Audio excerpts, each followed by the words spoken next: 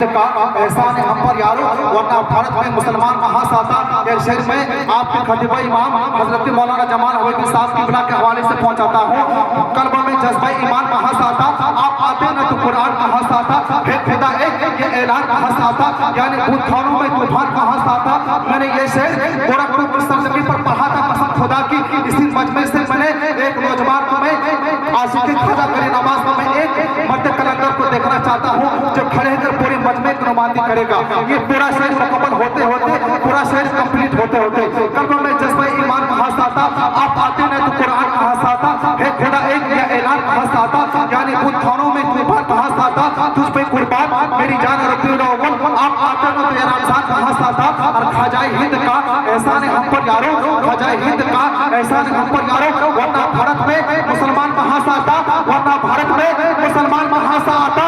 اور کنزل ایمان جو نہ ہوتا ہمارے گھروں پر، کنزل ایمان جو نہ ہوتا ہمارے گھروں پر، کنزل ایمان جو نہ ہوتا ہمارے گھروں پر، یعنی اعلیٰ حضرت تیرا یہ احسان کنزل ایمان جو نہ ہوتا ہمارے گھروں پر، ہمارے گھروں پر کنزل ایمان جو نہ ہوتا ہمارے گھروں پر، یعنی اعلیٰ حضرت تیرا یہ فیضان کہاں سے آتا، یعنی اعلیٰ حضرت تیرا یہ فیضان کہاں سے آتا۔ مصطفیٰ کی نعت پڑھنا کسی کے باپ کی سنت نہیں ہے بلکہ صحابہ رسول کی سنت ہے، اور نبی کی نعت سننا، نبی کی نعت سننا تمام نبیوں کے امام کی سنت ہے۔ آئے ہم اسی مصطفیٰ کی سنت پر عمل کرتے ہوئے اب میں آپ کی خوبصورت سماعتوں کی دہلیز پر، آپ کی پاکیزہ سماعتوں کی دہلیز پر ہم ایسے شاعر کو میں آپ کی بارگاہ میں روبرو کرنے جا رہا ہوں جن کی آواز کوئے ابشاروں کا ترنم بلبلِ باغ مدینہ جب وہ نعت پڑھتے ہیں تو ایسا محسوس ہوتا ہے کہ حضرت بلال حبشی کی سنت بھی ادا کر رہے ہیں۔ یہ آواز اسی کی ہو سکتی ہے جنہوں نے بلال حبشی کی ترنم کو اپنے سینے پر پیوست کر رکھا ہو۔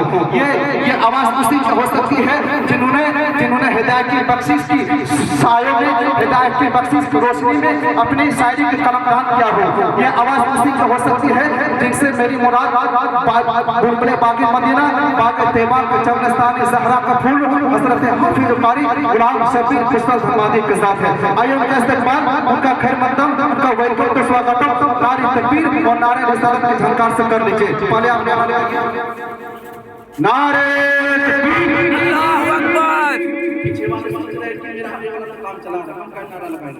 آپ کو معلوم ہے آپ مقدر کا دھنی ہیں کہ میں آپ کو دنیا دار کے اپنے باپ کے نام پر آپ کا ہاتھ اٹھانے کے لیے نہیں کر رہا ہوں، اپنے خاندان والوں کے نام پر آپ کا ہاتھ اٹھانے کے لیے نہیں کر رہا ہوں۔ قسم خدا کہ جب یہ ہاتھ اٹھا ہے نا انقلاب برپا ہو گیا۔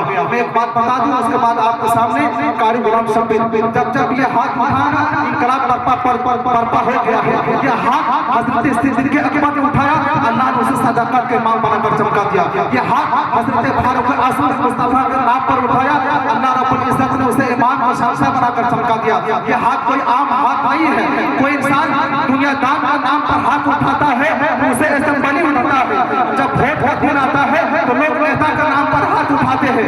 میں ایک بات جملہ کر دوں اور میری گفتگو ختم، میرے دنیا دار کا نیتا کا نام پر ہاتھ اٹھاؤ گے تو آپ کو اسمبلی ملے گی، اور احمد مختار کا نام پر ہاتھ اٹھاؤ گے قسم خدا کا میرا دعویٰ ہے آپ کو جنت مل جائے۔